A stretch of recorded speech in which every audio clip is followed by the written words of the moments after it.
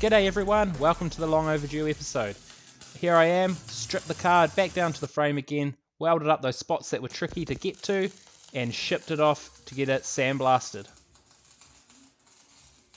Back now here, this thing looks awesome. It's all etched up, ready for paint, so straight away I'm just going to jump straight in and primer the underside of this. Then let that dry, flip it up and do the top side all within the same day as the sandblasting to try and help prevent any sort of moisture or anything that can get on the frame in the meantime. So it's time to gear up and get this thing coated. So now it's later on the next day actually, and this is all primed up nicely and ready to start sanding. It's nice that it's coming out, it's all looking pretty good. I don't really have any runs to deal with or anything, so now I just got to scuff this thing up, ready to accept the paint. So I'm going to sand it all, flip it up on its side, make sure I've sanded on the underside, then I'm going to do a coat of the paint on the underside, let that set up for a bit, then bring it back to this position and finish off the painting. I also painted all these pieces. Now they're a Mazda red colour. This is just a base coat and then it gets a tint. Here's the tint over the top to make them look good. Now that didn't go without its dramas, but at least it's done now. And then over to the satisfying part. We pulled it through to the other workshop and started installing things. It was so nice to work on now that it was all painted and clean and nice and everything was just going together. It was really motivating to knuckle down and put some work in. Here's James and Ken. Thanks guys, they came around and helped me put the motor in. And in the next clip you also see my buddy Jake. He helps me heaps on this thing, doing tons of reassembly work on this. So I'll leave you now with this little time lapse. It's really short, but man, there's a lot of work packed into it. So hope you enjoy it, and I'll see you in a sec.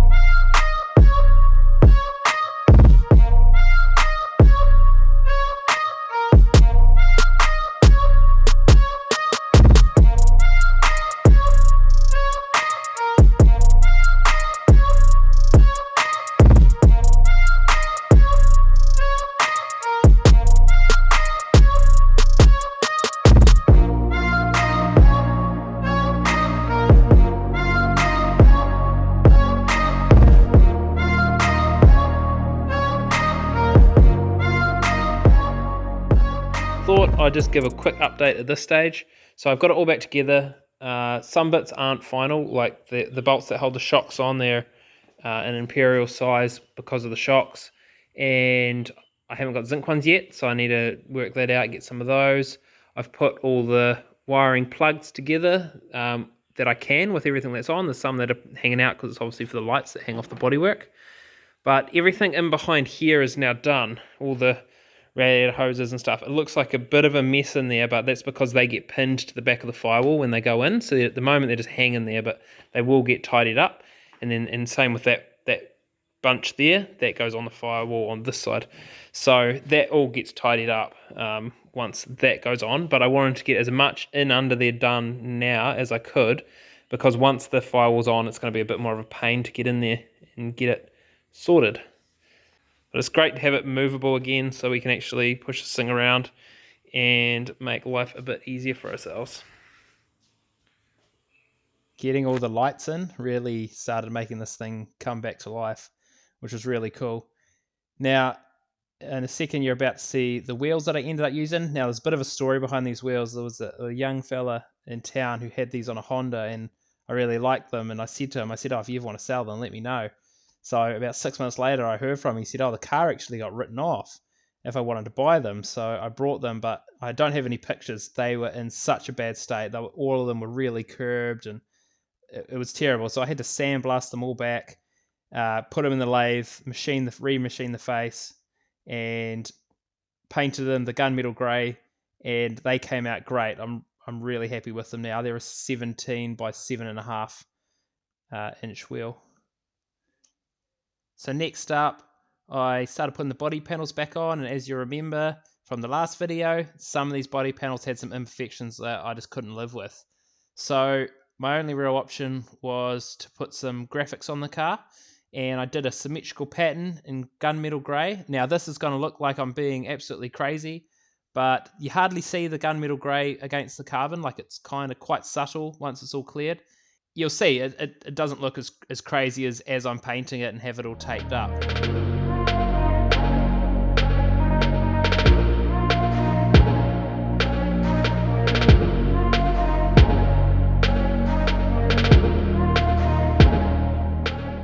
But the car needed something else, something to really draw your eye away from the issues. So what I did was I put a couple of stripes up the car, and I did them in the red, but with the undercoat, I did it in like a fade. And then with the tint, I did a full red over the top. And I was really stoked with the result. As you walk around, it kind of like shifts color. It's really cool. Really happy with it. So this is a wee logo that I made for the car, and there's a little bit of a story behind this shape. Part of my normal work, I had to build a set of really big gates for a castle, and they had dragons on them. They're like cut out 3-dimensional dragons. They're huge. Really cool job I got to do for a local castle, which is pretty random for New Zealand. But part of that sculpture, or gates, I had this pattern as the scales on it, on one of them. There was actually 2 dragons.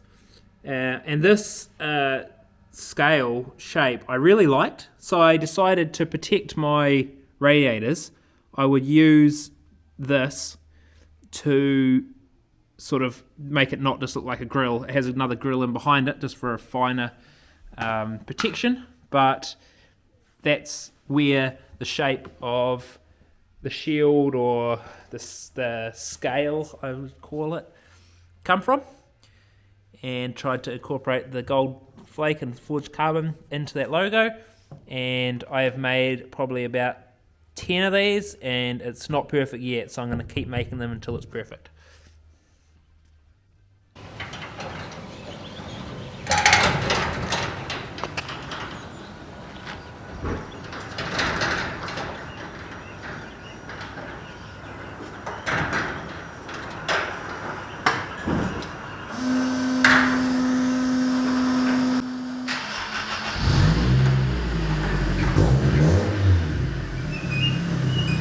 Here we go, the moment that you and I have been waiting for a long time. The car is together in its final form. It still has a bit way to go to become road legal and all that sort of stuff, but man, it's together and it's looking fantastic. After all those iterations of options I had, I'm so happy. And as you'll see, the clear Lexan on the side looks really cool. You can see in and out of the car, see some of the frame. Really happy with it. It might get a side skirt and stuff down the road, but for now, this is it. And in the next episode, it's going to be putting this thing on the road. So dynoing, certifying, all that good stuff. It'll be really interesting. Thanks for watching, and we'll see you there.